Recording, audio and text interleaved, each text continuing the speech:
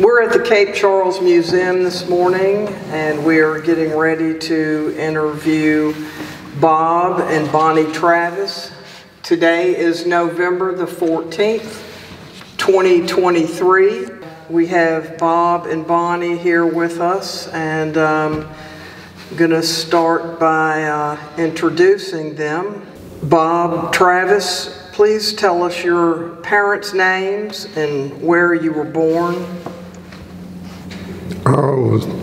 My parents was Brian Travis, and my mother was Eleanor Christine Mister. I was born in a house this side of the Northampton Hotel. Okay, can you introduce Bonnie? And this is my girlfriend, Bonnie. Okay, and Bonnie, where were you born? I was born in Cape Charles, also really Nassauatics Hospital, but I was born in Cape Charles. Okay. We're going to start off with your school memories, what you remember about school, any things you might know about teachers. Well, for the first 8 years, I grew up in Cape Charles. And after that, we moved to Bayview. And then going through elementary school, I remember having a soccer team, which we played Capeville, Churton, and Bird's Nest. And as far as my name goes, I was known as Bob Travis to most of those in Cape Charles High School, and a few from Northampton called me Fritz. Where did that come from, Fritz? I have no idea. That's a good name for I think Dickie Waters was the one that put it on me, and I'm not quite sure where he got it from. Although his dad was in quite a bit of the German memorabilia from like, Germany. World War II-ish. Yep. Yeah. School memories. I bet you I can tell you who your first grade teacher was. Name's Rebecca Scott, I guess, was the one for first grade. She was their first grade teacher. Right. She used that ruler to crack your fingers. How about any of the other teachers? Do you have any memories about any? Well, Miss Spady, Ms. Ames, Ms. Vick. They were all great teachers at the time, but we didn't think so. But anyway. I absolutely agree with you. And I was one of the last classes that had the 11-year school. That was, what year was that? 54. 54. Yeah. Okay. In sports, you said you played soccer. Yeah, in the grade schools. Grade school. Then I played baseball and football when I got into high school. Okay. You got any stories when you were, that you might have been the hero in, like Bobby Barnes has all this? Not really, although I was surprised when I went through the book that I had made a touchdown on that year of 50. Yeah, well, that's good. Yeah, you guys had a pretty good team from what I remember. But, yeah, we had a good large team at the time. Yeah. Also, it appears that you may have brought your shotguns in your cars. Oh, yeah. Bring your shotgun to school and show it off to the rest of the guys. And where you were going that afternoon hunting. You didn't blow a hole in the doors or anything like that? Well, Jack Ward did. He blew a hole through his dress overcoat and his, right out the side of the house. Oh. Then the next time he saw me, he said, "Here, I don't want this thing no more." You'd heard it, his gun. Well, that's good. I hate to say it, but it was the gun that put Albert Brain away. Boy Scouts, you showed me your certificate there where you almost became an Eagle Scout there. What are your memories about the Boy Scouts? The Boy Scouts were in the basement of the American Legion Hall, which was at the base of the hump. Yep. And the American Legion was in the middle, and we had the dance hall in the second floor, where we all met on Friday nights. Dance. And the Scouts, I wound up going through the Scouts as long as he was there, and then I got that Denchi thing where I basically trained Cub Scouts for the Boy Scouts. Okay, you probably trained us. So that's where that was. And I think where it was in Bill Hudson's mother's house at the time. The Scoutmaster was Marshall Hunt. Hunt, yeah. Yep. Yeah, he was there, Scoutmaster also. Salisbury. Parking on the beachfront. Smooches. Yes, Bonnie's giving you a hard eye there. You better say the right She thing. wasn't involved in none of that. I was too young. Most of the years time it was younger. just the guys met down there, and we had our favorite radio stations, which was the Blue Room in New Orleans, and the other one was in West Virginia.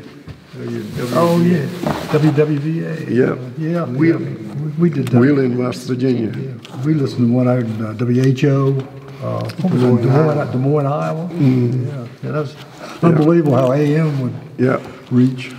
Here's another one you may have to be careful about. What do you remember about John Roberts' cabin? Well, I started borrowing the key off of John Roberts. And finally, one day he said, "You're using it more than I am, so here's the key. If we're not there, you can have it." And it was mainly on weekends when I came home from the service. Yeah, yeah. And a lot of the guys met, and even some of the guys from Northampton would come down and play music and steam oysters and clams and have a good old time. Possibly some ardent spirits might have been passed. I'm not going to get into Not going to that. talk about it.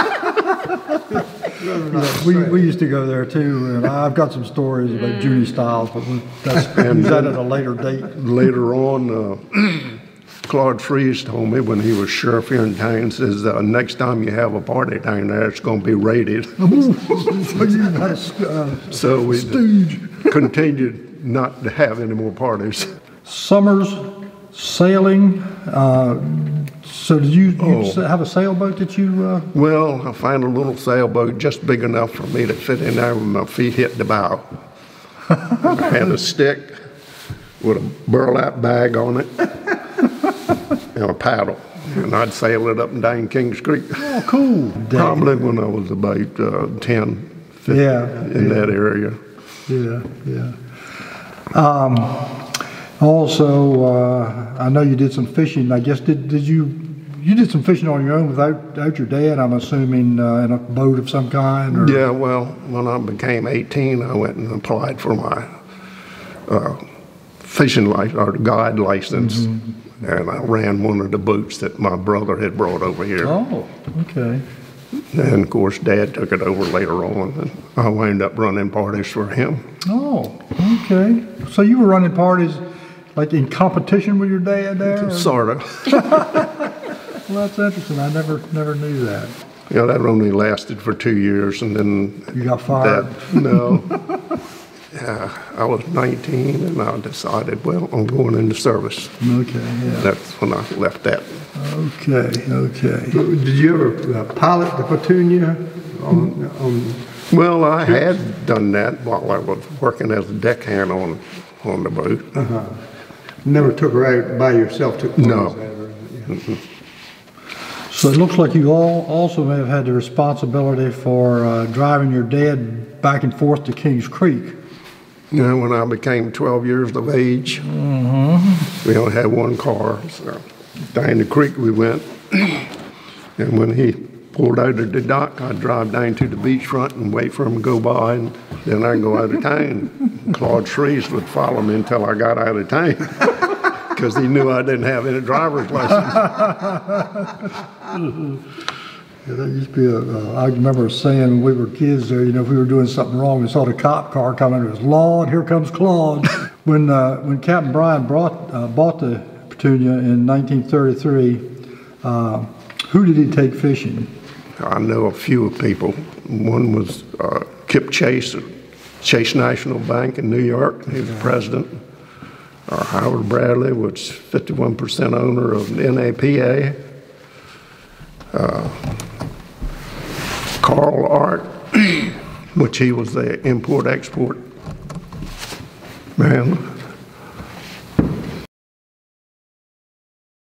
Some bankers out of Richmond and Porcelain and Manufacturing Company out of Baltimore. The people that were there, they brought people down. And Okay. He carried 8. John Nagy. John Did the Nagy, which picture. was an artist out of New York, he's Yeah, that name sounds familiar. an artist that does a lot of paintings and things. Okay. Picture in one of the books. So it sounds like you had some heavy hitters on the boat over there. Oh, yeah.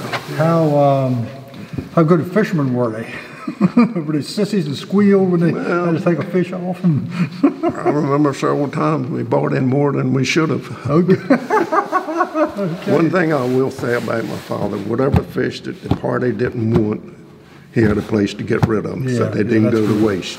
Yeah, I can remember later years seeing. And I remember one time we caught, I don't know, 1,400 pounds of gray trait Wow. from 2.5 to 5 pounds. Ooh, They didn't want any of them. no kidding. We iced them all up and sent them to the Methodist Children's Home in Richmond, Oh, and they cool. accepted them. That was nice. Where'd you catch them? Got any secrets you can tell us about where you caught them? Right straight off from Cape Charles. Okay. And In the hole? or- yep, Yeah. It's been using dynamite for bait that day. yeah. You're gonna sit down and fish, or you're gonna light it off.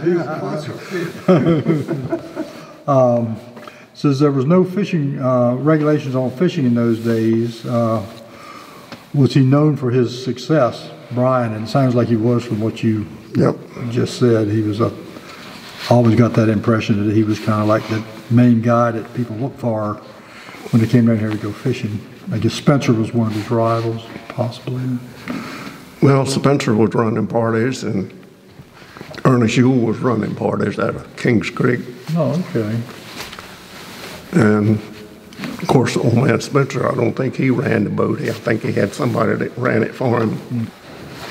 Basically, he started his parties out of the harbor, Okay. over where Donnie Etchison was, the Yeah. packing house that used to be Yeah. there where the Coast Guard station is Yeah. now. They have a small dock went down. Really? Was there a building associated with it, or was it just a dock there? Just a dock. Okay. Wasn't in the buildings there at Yeah, all I don't then. remember that far back. I don't. And that was after the Johnson and Bennett moved their Yeah. thing over on that side, Yeah, I remember that. I remember them. because they were on the other side of the harbor where the old coal chute used to be. Okay, yeah. Our Uncle Lance Pilcher had a boat there, I think it was a converted runner or something called a Phantom. Yep. He used to keep there, I think Mr. Metcalf had a little station where they pumped gas to, on the dock and all that kind of stuff. He forgot to put plugs in her when took the engine out one time, came back to the dock, and there she was on the bottom.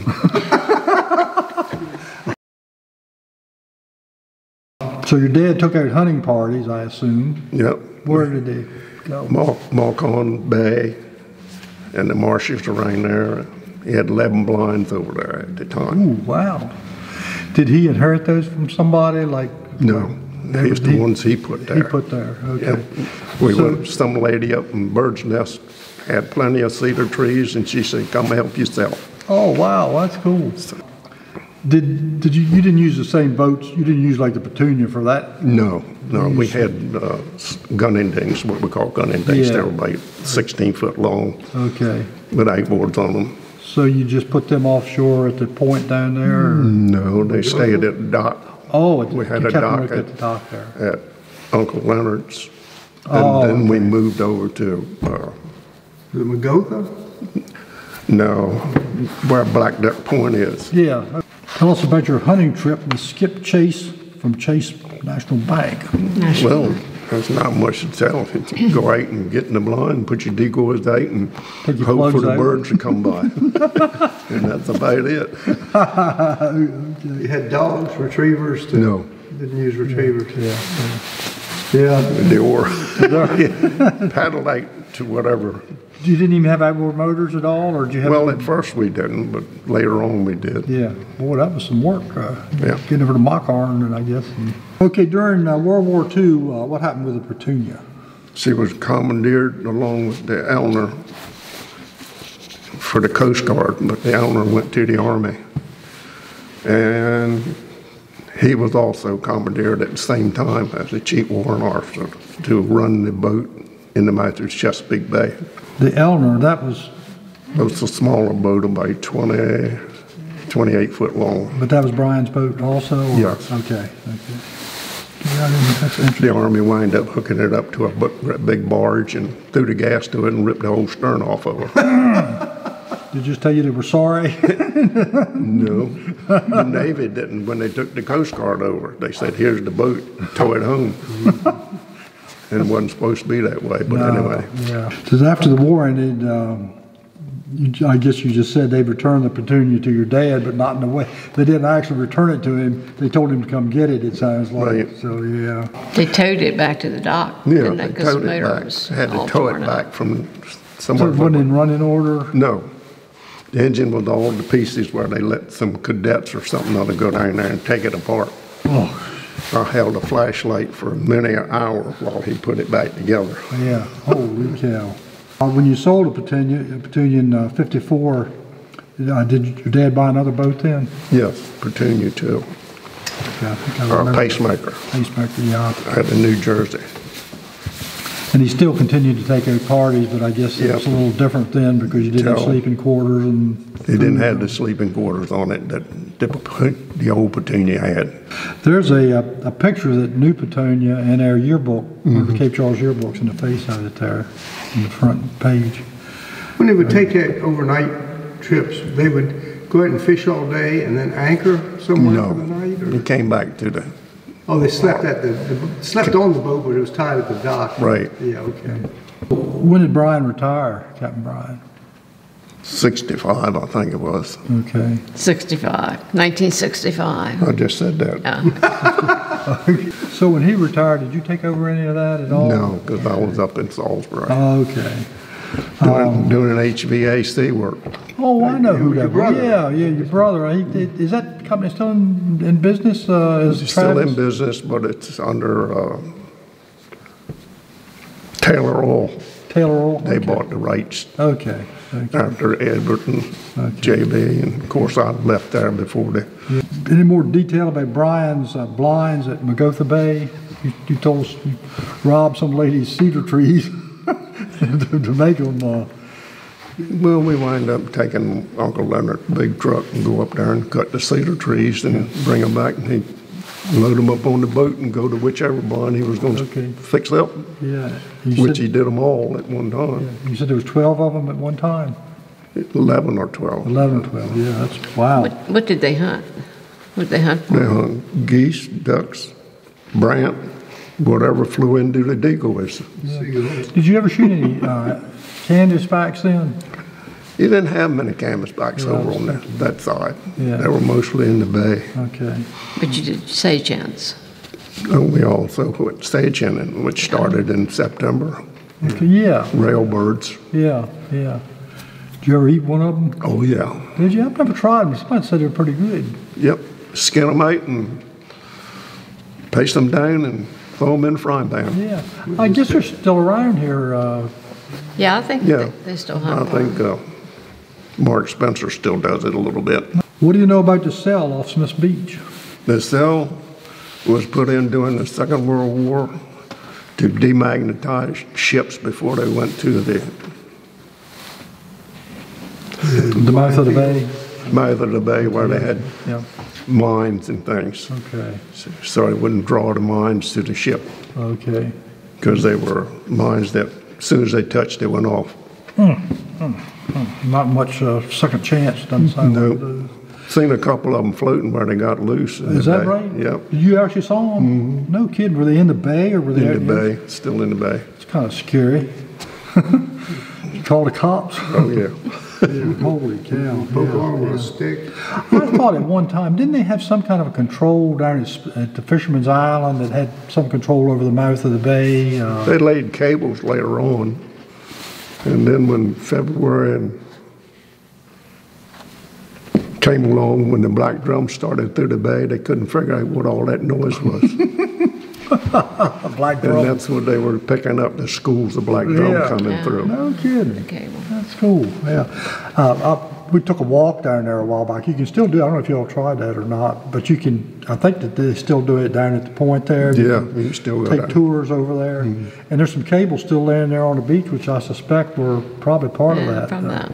Your grandfather, William Thomas Travis, what do you know about him?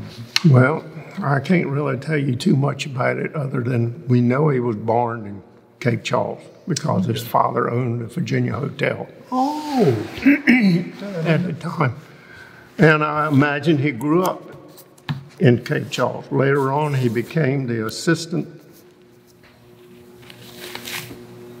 of Plantation Lighthouse. And later on, he became the head of the lighthouse for a year.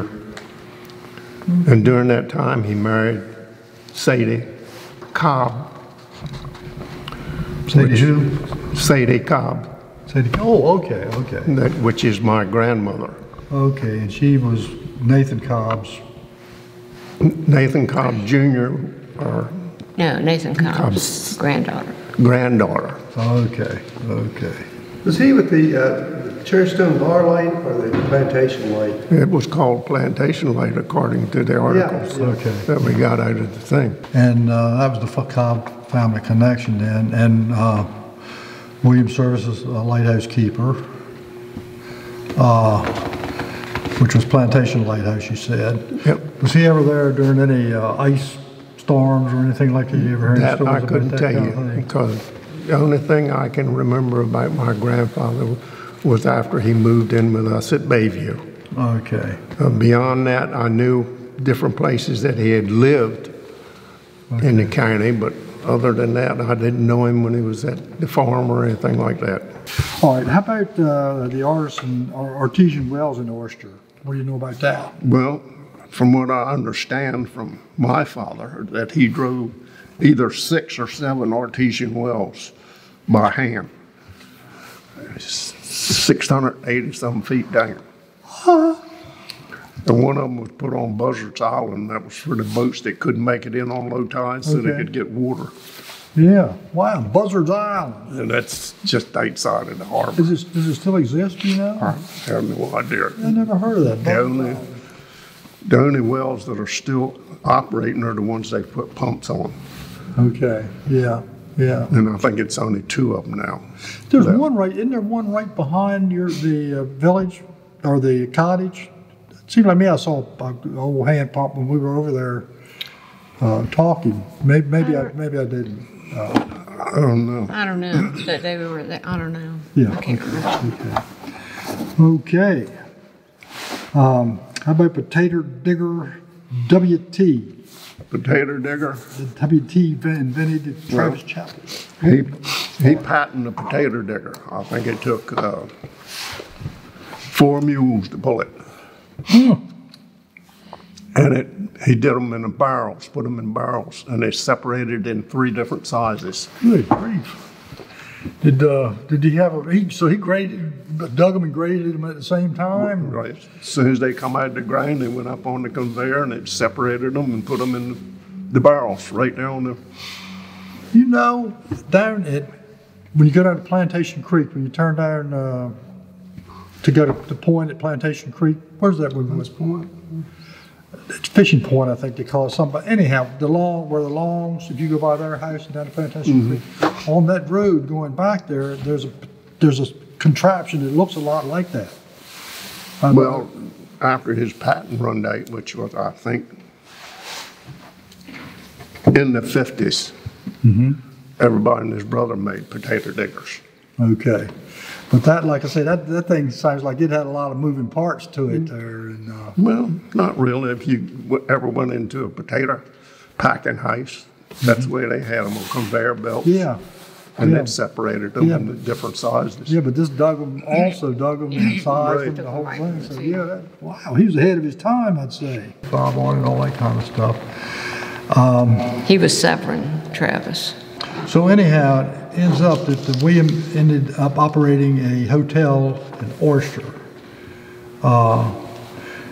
Is it still there now? No. Is it the big old building that's used to be down on the right there? All the way down to the end, yeah. Yeah. What was it? What did it name? What was the name that it operated? Atlantic Hotel. The Atlantic Hotel. Yeah. Yeah. Was that active when you were growing up at all? I remember the hotel, but not that I can remember. I know my dad ran the store in it for a while. Yeah. And I know my grandfather ran the post office for a while in there. And from what I understand, when Dad left, he left it to his brothers to run it. They wound up going bankrupt, so. Yeah. Well, the Cobbs were. But it was bankrupt under my dad's name. That didn't go well. And it took till 1943 for him to get that cleared up so we could buy that property in Bayview. Holy cow. So you bought that in 43? Yep. I got a question about that house there. That's an interesting looking house. Did he build that? Or No, it was built in 17 something. Wow. So it's listed up there as you go up the attic when it was built. Yeah. Well, see, it belonged to the church as the parsonage at one time. Oh, really? It's across the railroad track from it. Okay. Oh, the Holmes Church. Yeah. Okay. Okay. Well, then your family also donated land at Oyster for Travis Chapel, which is named after them. Yeah. Right? So which Travis was that donated the property, the land? My grandfather, That was William Thomas. Okay, and then Brian was his son, and then your brother. Right. Okay. Did your dad have brothers? Oh yeah, he had 2 brothers, William and Paul, and a sister that I know of. I'm not sure whether there's any others in there or not. Yeah. What, you don't know what they did? They didn't work on the bay or anything like your dad? Well, William worked on the water a lot, and I think Dad, after he went into the Army, and they found out how old he was, he got discharged. He was too young. WW1. And then he went into the Navy, got a bag full of mustard gas, and lost all his teeth, so they discharged him from there. So he couldn't get married or nothing. Later on, I found out he was like a road salesman for Briggs Maguno Radio out of Baltimore. And he traveled all over, and that's when he bought the Petunia up in Rhode Island. So he found it in Rhode Island and bought it. What year would you say that was?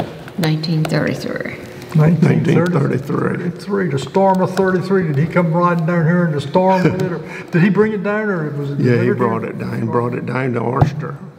Okay. And when he first brought it in, and kept it there for a while. Then he brought it around to Cape Charles. So did he pilot it himself, or did he have? Yeah. Okay. Well, he had worked on the water a lot too, with the gunning clubs and things that were out of Oyster in his youth. And basically, He had 2 other boats he too. had 2 other boats along with it. Oh, really? Wow. And when the war broke out in the 40s, they commandeered the Petunia. Okay. The Coast Guard did. And the Army took the Eleanor. And later on, we find out that the Army hooked it up to a barge and ripped the whole stern out of it. Oh, that's good to know. Taxpayer money at work there. And of course, he took the job of a chief petty officer, warrant petty officer on the Petunia Oh, okay. to patrol the mouth of Chesapeake Bay. Okay. Okay. Later on, when they found out his papers, they wanted him transferred to a destroyer, and he said goodbye and left because he was temporarily employed by the Coast Guard. Okay. Now, this was World War I or World War II we're talking World War II. World War II, okay. And later on, the Navy commandeered it when the war broke out. Okay. So when the war was over, they said, here's your boat, tow it home. How did they operate out of when they were in the bay? Cape Charles? Yeah, he operated out of the old ferry terminal for a while. Oh, did he? Yeah. Okay, I've seen pictures. I think that you gave me Yeah. where she's docked. And where Bennett and Johnson had their fish things on the south side of the harbor. Yeah. He used to come in there a lot to display his fish and stuff. Oh, and yeah. also he had connections with them to get rid of it if the party didn't want to fish. Okay. Later on, he moved around to Kings Creek and always operated off of Spencer's dock for a while. Then he transferred over to Owens was the original people that were there Where before Richardson? Richardson bought it. Oh, okay. And that's when they carried it across the bay to have it worked on. It was the only place you could have it pulled out. Okay. Was up the York River. Somebody happened to see it from Golden's Mustard and they bought it. Carried it back to Rhode Island or where? New York. Huh. The grandson of the man that built it saw it and bought it back. Wow. So she went home. Is it still in operation, do you know? Well, on his way to Florida through the Delaware Canal, Delaware Chesapeake Canal, he struck something and punched a hole in the bottom, and they beached her. But they didn't leave anybody there to watch it. And when they come back with his crew to salvage it, they had stripped everything off of her. Oh, jeez. And that's the last I heard of that. Your dad, when did you buy the boat up in Rhode Island? Rhode Island? 33. 33, so you wouldn't remember nothing about that part of it. That's before my time. Yeah. So he brought that down by himself, or do you know if he had others with him or not? I have no idea. Yeah, and he brought it into Oyster. Yep. Okay. He operated to the 60s, didn't he? Was it the 70s? Yeah. 65. Somewhere's in that book we have But back here. Okay. Not with the big Petunia. Yeah, when did the big Petunia go out of I think he sold it in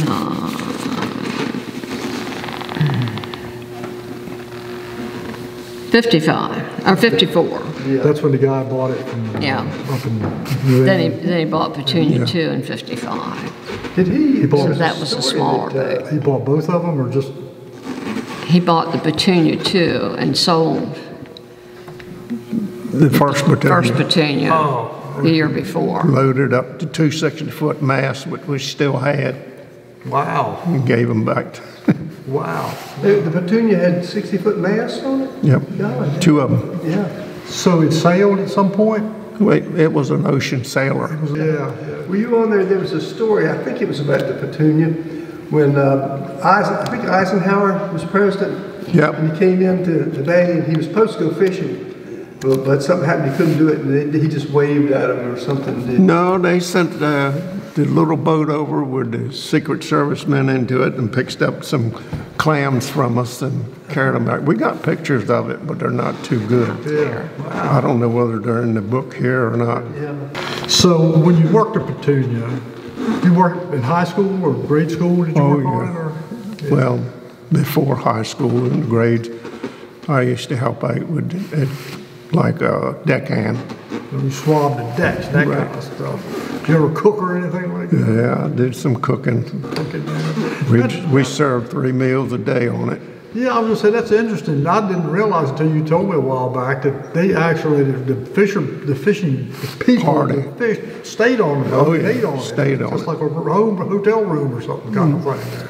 How many people could they keep on the boat? We had 9, 4, 3, 8 bunks on there. Wow, wow. I can remember going down the creek. 2 bathrooms. Two what? 2 bathrooms. I can remember going in there one time, and maybe this is a figment of my imagination, but I thought I happened to look over there on the old Petunia, and there was a guy who looked like an old waiter, from the back in the 40s and everything, had a towel over his arm, so had a white jacket on, like they could do in hotels and stuff like that. Was that just, did they really have that kind of stuff? Johnny Barcraft, that used to work on the Elisha Lee, when he retired from there, he came as a cook on Dad's boat for a while. Did you ever spend the night on it when they were doing that, or did anybody, you or your dad, or anybody stay on there with them if a hole popped in the boat or somebody got drunk and broke Well, something? I think the first year I was in the service, he took a group of people like wards up in Eastfield, and Frank Warren, and a bunch of them went up to Annapolis on her one time. Oh, wow. Well, that's cool. And spent 2 or 3 days on her. Did you go with them or not? No, I was in the service at the time. Okay. But it did have a cook on there and all that kind of stuff. Dad bought it. Did it have sails on it then? Yeah. Did he Had use full them? sail. I have no idea whether he did or not. But it had an engine also. Yeah. And then he caught a lot of world record fish too, didn't he? Yep, In his in the day? 30s and early 30s. Somewhere it's in, I think it's in that book. In the book, there's a schedule of how many he had for the year, but it was an advertisement to get people to come and fish, and he was telling them how I think much. the advertisement that's in the book was in Field and Streams magazine. Remember, did he take out hunting parties, your dad? Yep. He took those out? Now, did he use the Petunia for that? Or? No, we had a place over on this, well, we started out at Uncle Leonard's farm. Oh, okay, yeah. He had a dock down there. Then we went over to, Makar, maybe? Or? no, it was, I was trying to think of the guys next door to Uncle Leonard's. Oh, And we wound up going out of that creek, which was next to Black Duck Point. okay, yeah, I remember that name. He had 10 or 11 blinds over there in Oh, Marcon wow, wow. So he'd change up depending on the weather and which way the wind was blowing, Yeah. which blind he went to. Yeah. Holy Where were those 11 blinds? Near Marcon Island. Yeah. It's in the lower part of the point down there. Yeah, I was thinking, I read somewhere where, I don't know if you remember, I don't know if it was John Half maybe, or somebody had a bunch of blinds over there. Now he was way back. Cobb's did too, I guess. Yeah, and maybe that's who I'm thinking about, Nathan Cobb. He had Yeah. blind, that's who it was Nathan Cobb, I think there. And Now the guy that owned Jones, which owned Marcon Island at the time, oh yeah. he had a half track, which he loaded up with corn, and he'd come down to his blind with a shovel. You could see. I mean, it was illegal to bait, but he didn't care. He was just feeding him. He was Right. feeding him, I'm sure. I tell you, Yeah. it was comical to watch him. Yeah. So y'all would go over there in just a skiff or something when you had parties, or? Yeah. We had a blind close to one of his blinds, Okay. but panned out very well with black ducks. Yeah. He was baiting for you. Right. He had all these big government oil contracts, so I'm sure he felt was like he wasn't covered, yeah. right. Yeah. I got one of his decoys that he lost with his initials carved in the bottom of it. Oh, was that decoys? Yeah, that Jones had. They were Stanford black duck stools. Wow. Have you still got any Yeah. of those? Wow. Wow, we'd love to see that. Yeah.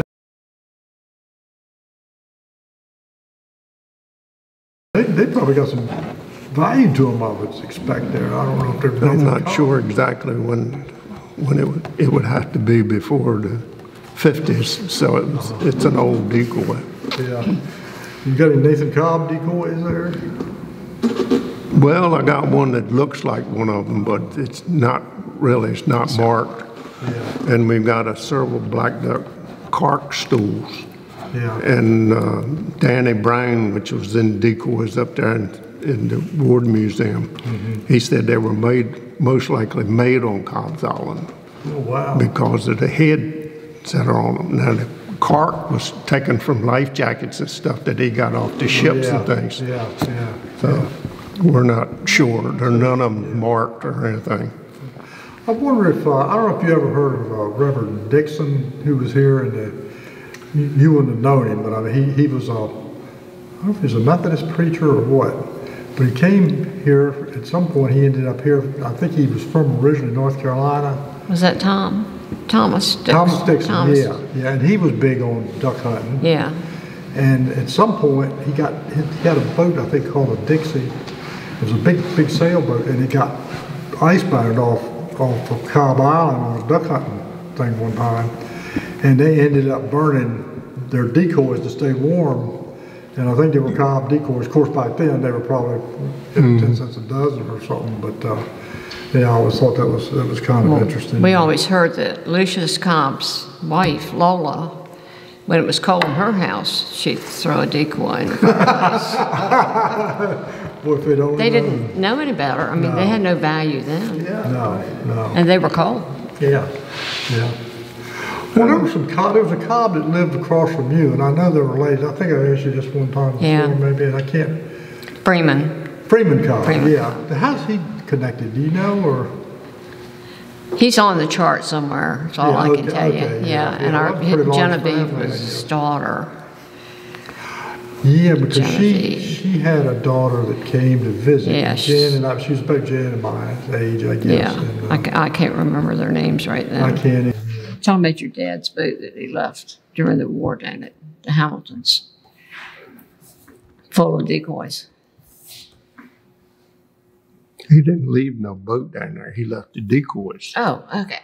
And I think some of them were Cobb decoys. And of course, my uncle left them out in the woods piled up with seagulls over them. Well, when they come back, the only thing was left was the heads. Did he eat bugs that eat them, or they rotted? They rotted. They rotted, I guess. Yeah. Wow. Of course, now you talk about the Cobbs. Nathan Cobb, which bought Cobb's Island, he was a blockade runner during the Civil War. He was? Wow. And when the Confederates run out of gold paying him, he took paper money. And Dad told me that one time he had enough paper money, he papered the attic in the house on Cobb's Island. Couldn't spend it out. Wow, well, now he was from New England, right? Yeah. Eastham. He come down from Massachusetts, Eastham, Massachusetts. Eastham. Yeah, so he was a blockade runner at some point. Yep. Wow. Did he accept Confederate money? Is that what you were saying? Or you said paper money. Paper money. Who issued wasn't Confederate? Yeah, it's Confederate paper money. That's why he papered his house with it. Papered the attic with it. So I understand. Tell us again, I know you told us about the Sadie Cobb being married to your grandfather, but tell us again, because you're definitely a descendant of the Cobb family, and she was the daughter of which Cobb? Albert. Albert Was her father. Okay. And Albert was Nathan's son. Okay, there we go. They were married in Salem Methodist Church on Cobb Road up here. Oh, wow. There's a sign. And they Seen were it married on the by, highway. Yeah. Cobb Station Road, just before it, there's a sign, Salem Church. Yeah. And we rode down the road, and there's a sign in people's yard. I think it talks about that Salem Is there a Church. graveyard associated with it? Yes. It's at the corner of Seaside and Cobb Road, what's left of it. Oh, I haven't seen that The grave. cemetery, yeah. and Dr. Spencer is the reverend that married him. Stanley Spencer. Right.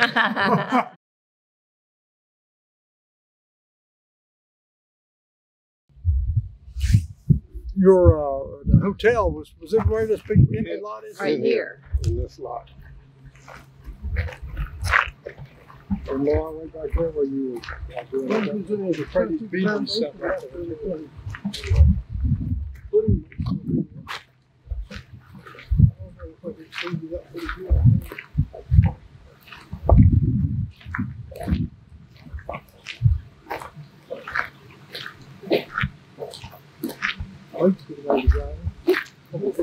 Right in here. This whole section right here was part of Atlantic Hotel. This was where the hotel was. Hotel, post office, and store. Did y'all talk about your grandfather building all those wells here earlier? No, he had 6 or 7 artesian wells. One was down here. And I think one was was out on what they call Buzzards Island right here for the boats that couldn't get in on low tide. So they could get water. The rest of them were up here in Tang. Matter of fact, I think they got 2 pumps still on a couple of them. Oh, wow. It's supposed to be the Appalachian Strata, but it was at 680 feet, hand-driven wells. Ooh, 680 feet. That's hot water from hell over that. Oh, I don't know about that. Is that the hot tub that went with the hotel? Yeah. What is that, you know? Probably the back step area or something. We're not sure when this was built. Yeah. There's no graveyard back there or anything, is it? In 1903, he applied for a liquor license for the Hotel? store. Oh, store. Oh. So we do know it was open then.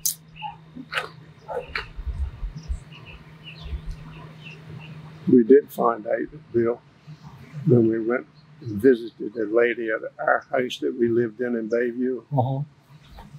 Her son said he had a couple of friends that came over to help him with some of the planning and things that they were doing. They brought a metal detector and found a Spanish coin on the rock. Oh, you hot where they live? Yeah. Really? Wow. Yeah, I didn't ask how old it was or what it had a date on it. I'm sure. Yeah, they, well, you know, I think the Jesuits were in this area at some point for a while, you know, maybe mostly on the other side of the bay, but I think, in fact, the Bloodfield, one of the stories I read to Jimmy Lewis when he was doing his research for his book, said that that was named by the Spanish Jesuits. I guess, I don't know if they ever put ashore here, but anyhow, they said there was a skirmish between 2 tribes of Indians over there, and 8 or 9 people were killed or something like that. And in Spanish, the Jesuits called it Field of Blood or something like that. We had a book in the Cape Charles High School library, and I remember reading something into it that Blackbeard used Fisherman's Island quite a bit. Blackbeard's Cove. So we're not sure whether he planted something on the island or not. Well, that could be too. But yeah, in fact, when people go over there now, put over from the Wise Point and go across, there's a sandy beach on the inside. Not out on the ocean side, but on the inside. And that's called Blackbeard's Cove. And the story is he used to run his boat there, and then when the tide went down, he'd lay it over, and it'd scrape it or fall it or whatever. And where was Blackbeard's Cove again? Is it near? It's the end of Smith Island. Right, okay. Right at the, I don't know, I guess you call it the south end of it. Or, right. Yeah.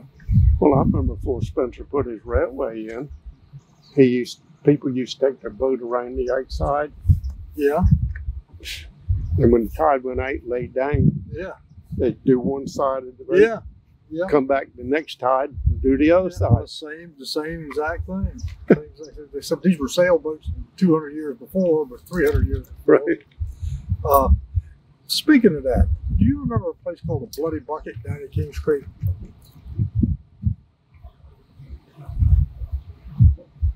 I don't think it was a big business. I think it was one of those places probably where locals got together and drank, told stories. It was those places that Spencer had. One of those buildings. Okay. I think in other words, if you remember the Oyster Road that went down to Shucking House. Yeah. There's a building on the south side of it that they called the Bloody Bucket. Really? Yeah, that was where they steamed crabs, I think. No, that was on the north side. This is on the south side of it. Where the railway was? No. In other words, you got the railway, you got steaming house, you got his office, then you had the Oyster Shell Road that went down to the soft crabs and other stuff. Well, over on that side was known as Bloody Bucket. But that was gone a long time ago, though. Yeah, well, I always tried to figure out where it was because I've heard it mentioned 2 or 3 times, and I never could figure out exactly where it was. And then this place over here, What was here early on? Danny Smith, did he have a place there? At one time, I think. Crumb had it for the clam shucking house. They had the sea clams coming in here. Oh, okay, yeah. Well, that would have been like back in the 60s maybe, or 50s, or 70s. Yeah, could be 60s and 70s. Yeah. So that's not that old, I guess, as far as, yeah. One of the pictures that we have shows a lot of buildings in here. And I think this is in that also. Haney Smith, Oyster Shucking House at the end. yeah, but it was a store there. Yeah, it was a store. We used to come back here. I just gave her a picture of And one of the Okay. artesian wells was in front of it. Okay. Yeah, hey, beanery. Somebody's beanery. Granville McCready. McCready's Beanery. Yeah. Yeah, McCready's Beanery, they call it. Yeah, it's like a little grocery store. And yeah, I remember when Junior Stiles, his father, used to, collect orchard over here, and we'd go out with him sometimes, Judy and Jan and myself, and we'd stop in there and get some potted meat. And In other words, that was the McCready store. Yeah, McCready's Beanery. Now that you brought it up, I can remember it because I remember coming down here several times. Dad. Yeah, get some sardines or something like that, crackers. And I think you heat them on the manifold of the engine there, set them on there to warm them up. Okay. Can you tell us about the folks that stayed at the hotel? What was, their reason, some for staying there? Well, the understanding we had was they were waiting for the boat to carry them to Cobb's Island later on, depending on what schedules they were on. About it. The Cobb's Island Coast Guard station's over here where they moved it. One of the pictures of that. So they were going out to the Cobb Island Resort and for either lounge around on the beach or duck hunting or fishing, either way. right.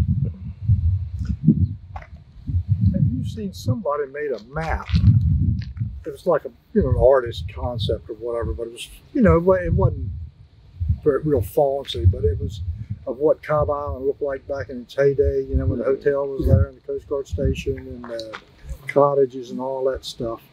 And it looked like sort of if you were in an airplane over top of Cobb Inlet or Sand Shoal Inlet, looking north, you could see the whole layout of the Cobb families. Well, from what I understand, they had approximately about 600 residents on there at one time. Yeah, I think it must have been. There's a black and white buoy out into the channel there. That's where the church used to be. Really? The Moon Channel? I think there was one or two churches on the island. How about the Ferris wheel? Did you hear any stories about people riding on the Ferris I wheel? don't remember that. No. I don't remember seeing a picture of Had a that. Ferris wheel on Cobb Island? Yeah, right. But it was right by the channel there, and they'd only run it. You had to be sober to get on there because there lost a few people there because it was right in the water. I think, or very close to the water. I guess is erosion. I would think you had to be drunk to get on. Well, that was part of the deal there. Yeah. He had a hotel out there. Yeah. A lot of cottages. Matter of fact, the Crumb, Johnny Crumb's ancestors were like guides for hunting trips and stuff. Oh yeah. Well, John Half, I think he was a guide out there too, wasn't he? Probably. I think Dad was at one time too. Yeah. And that's when he started his hunting episode down at Moncton Island. Okay. Yeah. Well, at one time, there was a little train station at Cobb's Crossroads. In fact, that's what it was for Cobb's Island early on, so that big shots from the north could come down, and then the Cobbs would meet them in a little sailboat or something in Salem. Well, they also had a ferry or boat, something that came and cherished them. Yeah. And picked a group of them up, brought them by horse and carriage Yeah. over this way somewhere is where they call it. Yeah. The boat. or stayed in the hotel. I think that the first boat that operated at Cape Charles, which was the Jane Mosley, I think it did some of that. It was an old side wheel steamer. And I think, I'm not so sure, it didn't actually take trips over to Cobb Island from Cape Charles at one time. Now, I don't know whether they docked over there or they, came off on launches or something like that to get them ashore. Or maybe they just rode over there and back and did nothing, but there was some kind of connection there. But when they get off the train, then Cobb had a sailboat of some kind, I think, that he would sail over there with at one time, and then I guess later on they had motor launches or something. They have the original book from the hotel on Cobb Island up at Ferry Island. I was going to ask you, I know you've been there. Yeah, and they had people from New York, Pennsylvania, all over. Yeah. And what a trip that was. I probably took them 2 or 3 days to get here. Yeah, but that was neat. They were rich people, didn't have to worry about that's all they had money or anything else, and just had to make sure they had enough cigars and liquor and some shotgun shells and whatever. And that was it. Yeah. Train transportation was probably fairly quick, wasn't it? Like from New York to here. Yeah. So that wasn't too bad, but then getting from here over to the island. Yeah, it was. Well, like I say, I think they had a cart. I think at one time they'd take them from Cherrystone when the steamers came into Cherrystone, and take them from Cherrystone and maybe cart them across to, or maybe that was from Cobb Station. I may be wrong about that. That might have been where the Cobb railroad station cart across to where the dock was, which was, I guess. I think you're right. They would come into Cherrystone. I read somewhere fairly recently, and then they would have to take a wagon or whatever, Carriage. Yeah, over, and that was the rough part, Yeah. And then I guess later on they built the Cobb Station. Well, Cobb's station, the railroad station there, that's up at Exmoor now. I don't know if Oh, is it? Okay. Yeah, part of it is. Yeah. But anyhow, I guess that's specifically to take people to Cobb Island. Is that where it got moved to? Where is it exactly? On Old 13 in Exmoor, if you turn off at the south end. By the Royal Farms? It'll be on your left. It's not on New 13, it's on Old 13 that goes through town. Yeah. Yeah, and I think it's in a parking lot where there's a grocery store. It used to be an A&P or something. Okay. Yeah, and it's green. They fixed it up. Okay, I know where you're talking about now. That's good to know. I was wondering what happened to it. I tried to Thelma Peterson one time to get the Bear Island Center to take it. That would have fit right in perfect with them, but they said they didn't have the money to do it. Well, so. maybe they don't have the finances stuff. That surprises me. They got some heavy spenders that are better there. Great grandfather that's up here, where you look out over the. You're talking about Nancy Doane? Yeah, we think there was something up there near Glen Air Farms. That's where Nancy Doane Cobb is buried. Yeah. She and her daughter are both buried there. I think that's where the Cobbs So I think he had a home there, and they lived there. Yeah. And they went out from there to Cobb Island. Yeah. We don't have any idea how much land that Mr. Travis owned down here. I've seen, I don't know if it's from you or somebody, I've seen a plaque of Oyster. We know that he had a big farm over there, and there was 2 pieces of property bought from his father, Severn, in 1891. And they each had over 50 acres, and I think that's where they lived, where they had that farmhouse. But where's the big house that's up on the hill? Well, it was on Seaside Road and Sunnyside Road, so it was like right on that corner, and it went back to the water. Okay. Well, there used to be a big house, I remember, as you're going out of the Oyster on the left. They used to have sunrise services there. Yeah, that was my grandfather. That was it. Okay. We went to sunrise service. Remember the big windows in the back when we were kids? We went there. Yeah, I can remember going there. For sunrise. Methodist Church. Those big windows on the back so he could watch the sunrise. He ordered them out of France. Really? We went to church. You could step through the windows because of the way they were designed. Yeah. And they were in what structure? The Travis farmhouse. The house is still there. Okay. Is the house still there? Still there, No, Bonnie?